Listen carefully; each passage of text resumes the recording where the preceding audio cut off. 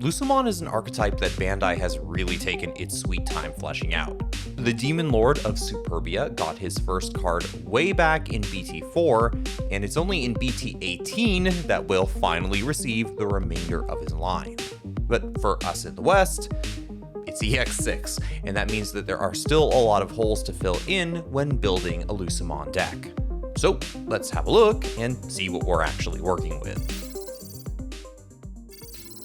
As of EX6, we have 5 cards in the Lucemon archetype, 4 Digimon, and 1 option card.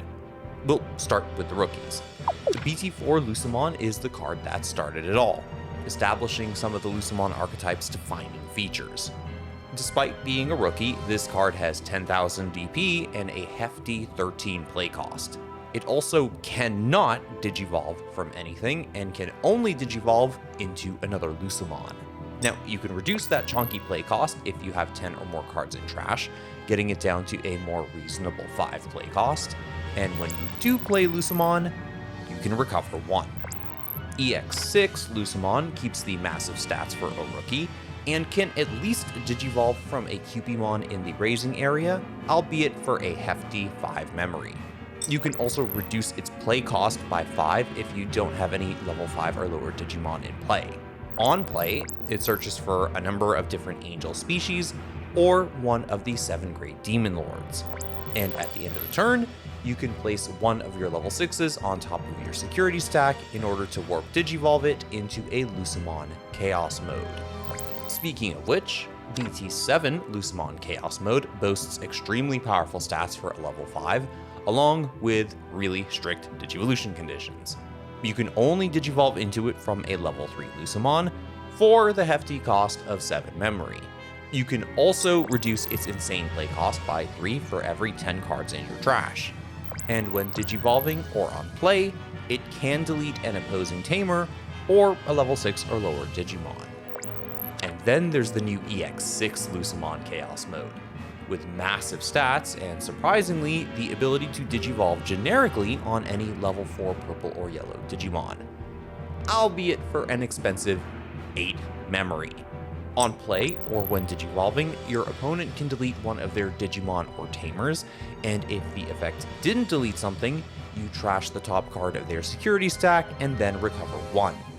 And when this Digimon would leave the battle area for any reason, by returning 1 Lucemon from its sources or your trash to the bottom of the deck, you can play 1 Lucemon Shadowlord mode or one of the level 6 7 Great Demon Lords from your trash without paying the cost. Finally, we have the option card Dead or Alive, which lets you play 1 purple level 5 or lower Digimon from your trash without paying its memory cost. But if there are 10 or more cards in your trash, you can play any Lucemon card instead. Yeah, this one's gonna get a bit wild in a few sets. At a glance, the Lucemon archetype offers huge bodies, powerful effects, and, conveniently, colors well suited to security control shenanigans. But supporting Lucemon is difficult, whether as an engine itself or as the star of his own deck, because of the harsh Digi-Revolution restrictions that he comes with and his expensive play costs. So finding an engine to prop up these cards is not exactly going to be straightforward. Now, funny enough, after a decent amount of research, it turns out that there are a good number of ways to support the Lucemon archetype, though some are admittedly much jankier than the others.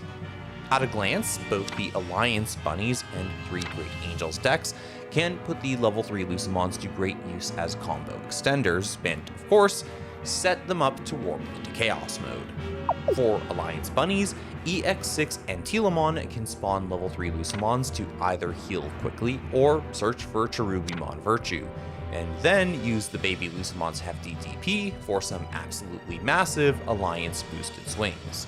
3 Great Angels appreciates the search power of EX6 Lucemon and can use BT4 Lucemon to manipulate their security and constantly cheat it out while spamming DP reduction. On the purple side, Gizmon can actually make decent use of a compact Lucemon core because of how quickly it fills the trash and how thin its own Digivolution lines tend to be. The fact that EX6 Lucemon can also cheat out Gizmons with decent on-play effects, Rush being one of the more notable ones among them, is nothing to scoff at either. The 7 Great Demon Lords deck can also skew to be more of a Lucemon control deck, although you arguably give up a lot of versatility and take way more time to reach lethal with Ukkomon this way. But, it does help you get around the hefty play costs quite easily. Now, while these are all interesting options, they aren't exactly what I'm looking for. They don't quite make Lucemon the start of the show, and outside of maybe Beelzemon, they don't play to its fundamental strengths that well either. So, what to do then? What engine can I use to transform Lucemon from a handful of cards into a functioning deck in its own right? Well, it turns out that it won't actually take just one engine. It'll take 2. So, when looking to put together a working Lucemon list, I had to confront 2 very awkward facts. First, that the hard slam nature of Lucemon cards would starve me of card draw, and second, that I wouldn't really be able to dictate the tempo of the memory war. How could I solve both problems at once? By combining the Ukkomon and Gizmon engines, naturally. The 2 Ukkomons provide a steady flow of cheap damage, card draw, surge power, and fodder for the Gizmons. The Gizmons, meanwhile, provide card cycle, floating bodies, blockers, and chip damage as well. They also help you avoid deck out since you need to send them to the bottom of the deck to trigger their floating effects. Between these 2 engines, you can keep up the aggression and card cycling at a steady clip, which makes reducing Lucemon's costs accessible fairly early in the game. And the rest of the deck is basically just there to speed that process along. Analog Youth grabs your Ukkomons while placing Gizmons, Lucemons, and Demon Lords in the trash for all of your floating effects. Raremon gives you another early game way to filter cards and get some bricks out of your hand. And Ignitemon lets you pop Ukkomons, Gizmons, and EX6 Lucemons to clear floodgates that might hold back your 2 engines, and, obviously, proc your floating effects. EX6 Beelzemon gives you a rush finisher that also happens to turbo your trash, while Creepymon offers spot removal, a handy blocker, and more trash turbo. Leviamon and Biting Crush give your security some extra muscle and allow you to deal with wide boards and, get rid of anything bigger than level 6 a little more efficiently. Magnamon is here basically just to nuke floodgates while stacking or padding your security. And Digimon Emperor helps dull the aggression of other Ukkomon decks, while making life at least a little difficult for strategies like Yellow Vaccine. Now, it is worth noting that EX6 Lucemon did not make the cut, and I think the reason should be fairly obvious.